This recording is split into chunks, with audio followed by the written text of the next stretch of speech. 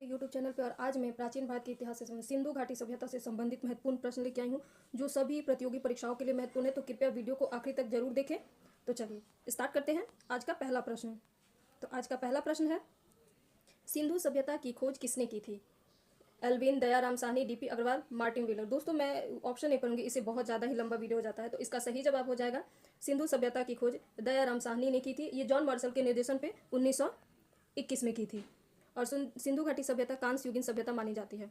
अगला सवाल है, रेडियो कार्बन डेटिंग के अनुसार सिंधु सभ्यता की सर्वमान्य तिथि क्या मानी जाती है? रेडियो कार्बन डेटिंग यानी C14 के अनुसार जो सिंधु सभ्यता की सर्वमान्य तिथि है, तो इसका सही जवाब हो जाएगा सर्वमान्य तिथि 2400 से 1700 ईसा पूर्व इसकी सर्वमान्य तिथि मानी जाती है।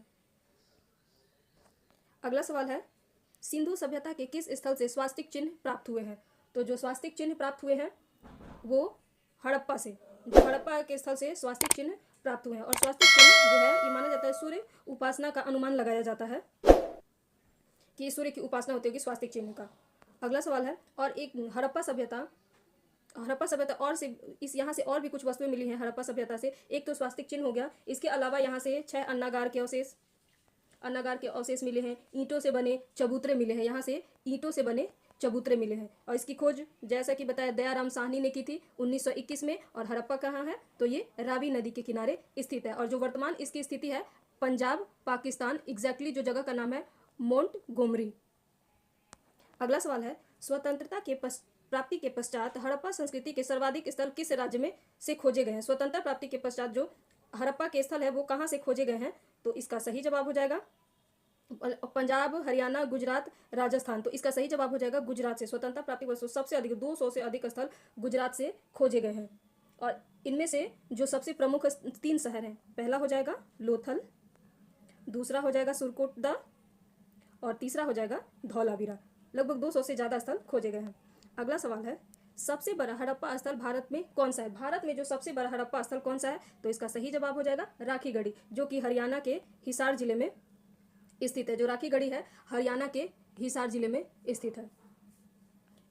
अगला सवाल है, दोस्तों अगर मेरा वीडियो पसंद आता है तो इसको शेयर करें और चैनल को सब्सक्राइब करें। सिंधु सभ्यता का सबसे पूर्वी स्थल कौन सा है? जो सिंधु सभ्यता का सबसे पूर्वी स्थल कौन सा है? तो इसका सही जवाब हो जाएगा आलमगीरपुर। सिंधु सभ्यता का जो सबसे पूर्वी स्थल है आलमगीरपुर, जो कि यूपी में है, उत्तर प्रदेश में पड़ता है। और इसका सबसे उत्तरी हो जाएगा तो हो जाएगा मांडा, जो कि जम्मू कश्मीर में है। अगला सवाल है, सिंधु सभ्यता में किस स्थल से एक सिल पर 3 मुख वाले देवता की मूर्ति मिली है? मतलब एक सिल पर 3 मुख वाले देवता का जो मिला है वो है मोहनजोदड़ो से। मोहनजोदड़ो से ही मिला है एक सिल पर 3 मुख वाले देवता की मूर्ति, जिसमें दिखाया गया है कि उसके चारों ओर कुछ जानवर, ये भी परीक्षा में पूछे जाते हैं कौन कौन से जानवर उसके चारों ओर। तो हाथी, गैंडा, चीता एवं भैंसा ये है। और मोहनजोदड़ो की जो खोज की थी राखल दास बनर्जी ने की थी 1922 में। और मोहनजोदड़ो सिंधु नदी के किनारे है। मोहनजोदड़ो शहर स्थल है जो सिंधु नदी के किनारे है। अगला सवाल है, सिंधु सभ्यता की मुख्य फसल क्या थी? तो सिंधु सभ्यता की जो मुख्य फसल थी गेहूं और जौ थी। और सिंधु सभ्यता के लोग जो होते हैं मिठास के लिए शहद का प्रयोग करते थे। ये लोग मिठास के लिए शहद का प्रयोग करते थे। अगला सवाल है, चावल का प्रथम साक्ष्य सिंधु सभ्यता के किस स्थल से प्राप्त हुए हैं? मतलब चावल के जो प्रथम साक्ष्य सिंधु सभ्यता के किस स्थल से प्राप्त हुए हैं? तो इसका सही जवाब हो जाएगा इसमें लोथल से। ऐसे तो रंगपुर और लोथल से चावल के दाने मिले हैं। रंगपुर और लोथल से अगर चावल के दाने पूछे जाए तो रंगपुर और लोथल दोनों से जिसे पता, लेकिन धान की जो खेती होने का प्रमाण मिलता है वो लोथल से मिलता है। तो इसलिए इसका सही जो आंसर होगा वो लोथल होगा। अगला सवाल है, सिंधु सभ्यता के लोगों ने नगरों तथा घरों के विन्यास के लिए कौन सी पद्धति अपनाई थी? तो इसका सही जवाब हो जाएगा ग्रिड पद्धति अपनाई थी। और इसमें क्या होता था, जो घरों के दरवाजे थे वो सड़क की ओर ना खुल के पीछे की साइड खुलते थे। उनमें से एकमात्र शहर स्थल था जो लोथल में जो था वो घरों के दरवाजे सड़क की ओर खुलते थे।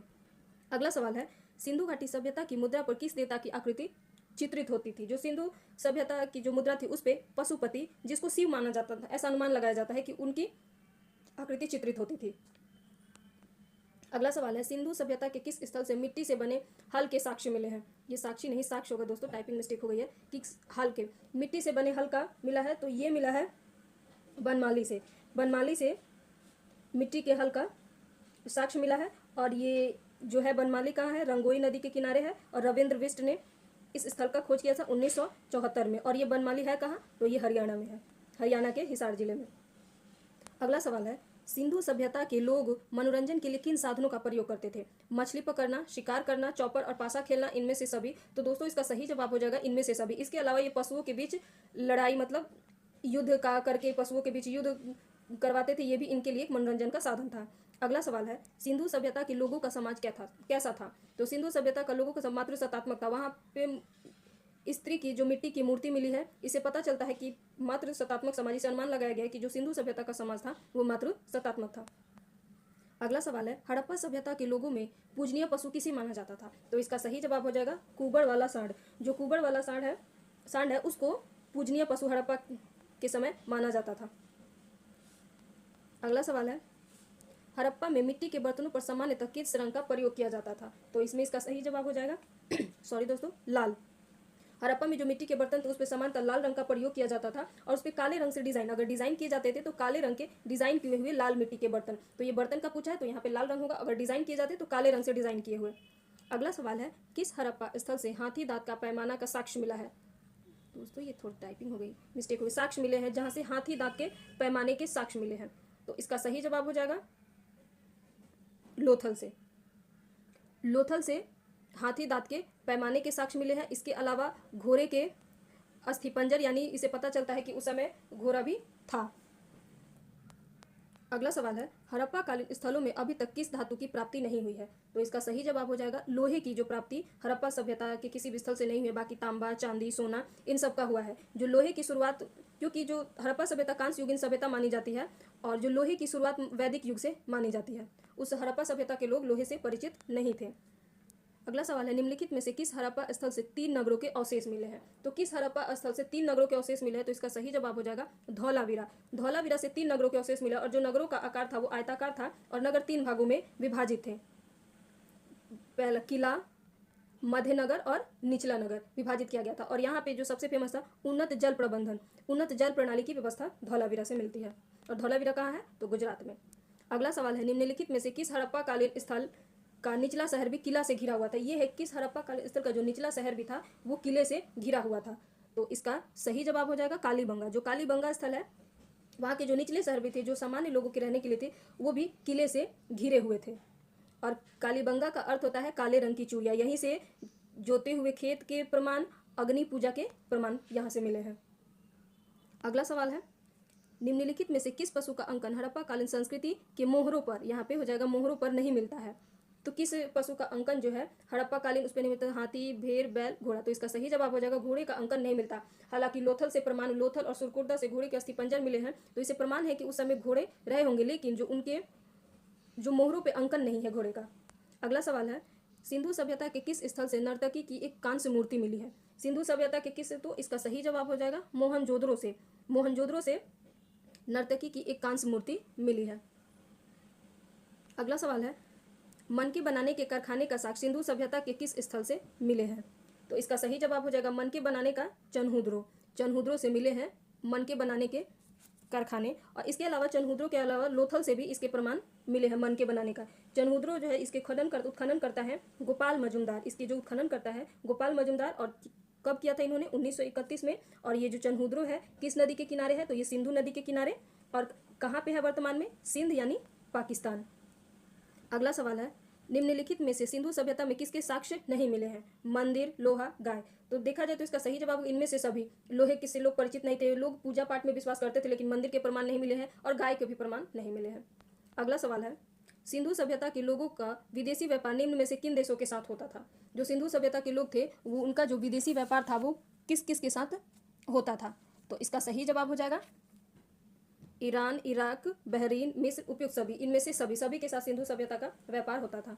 अगला सवाल है, निम्नलिखित में से किस हड़प्पा स्थल से एक भी मुहर के प्रमाण नहीं मिले हैं? जो इसमें एक भी मुहर के प्रमाण नहीं मिले हैं तो ये हो जाएगा आलमगीरपुर। आलमगीरपुर से एक भी मुहर के प्रमाण नहीं मिले हैं। और आलमगीरपुर के उत्खनन करता है यगदत्त शर्मा।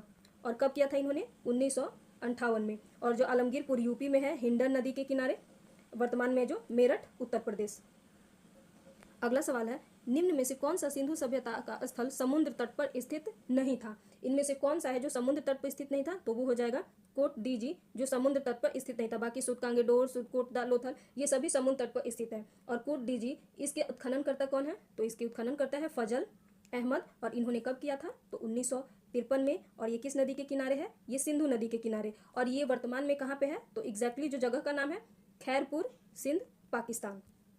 अगला सवाल है, सिंधु सभ्यता में आयात की जाने वाली धातु निम्न में से कौन सी थी? जो सिंधु सभ्यता में आयात की जाती थी वो इनमें से कौन सी थी? तो इसका सही जवाब है सोना, तांबा, संगमरमर। इसका सही जवाब हो जाएगा उपयुक्त सभी, क्योंकि इन सभी का आयात होता था। और सोना का कर्नाटक, ये संगमरमर राजस्थान, तांबा खेतरी राजस्थानी से ये भी। अगला सवाल है, सिंधु सभ्यता के लोगों में सबसे पूजनीय देवता कौन थे? तो इसका सही जवाब हो जाएगा पशुपति। पशुपति सबसे पूजनीय देवता थे। अगला सवाल है, हड़प्पा संस्कृति के संदर्भ में शैलकृत स्थापत्य के प्रमाण कहाँ से मिले हैं? जो शैलकृत स्थापत्य के जो प्रमाण कहाँ से मिले हैं? तो इसका सही जवाब हो जाएगा धौलावीरा से। धौलावीरा से शैलकृत स्थापत्य के प्रमाण मिले हैं। और इसके उत्खननकर्ता है R.S. बिस्ट। और इन्होंने कब किया था? तो 1985 से 90 के मध्य। और ये जगह कहाँ पे है? तो कच्छ यानी गुजरात। अगला सवाल है, और इस वीडियो का आखिरी सवाल, हड़प्पा का उत्खनन करने वाला प्रथम पुरातत्वविद जो इसके महत्व को नहीं समझ पाया था? तो इसका सही जवाब हो जाएगा ए कनिंघम। तो दोस्तों ये रहे आज के बहुत ही महत्वपूर्ण सवाल जो आपके किसी भी परीक्षा के लिए बेहद ही महत्वपूर्ण है। और सिंधु सभ्यता से इससे बाहर कोई भी प्रश्न नहीं बनेंगे। तो दोस्तों अगर मेरा वीडियो आपको पसंद आता है तो शेयर करें और चैनल को सब्सक्राइब करें। धन्यवाद।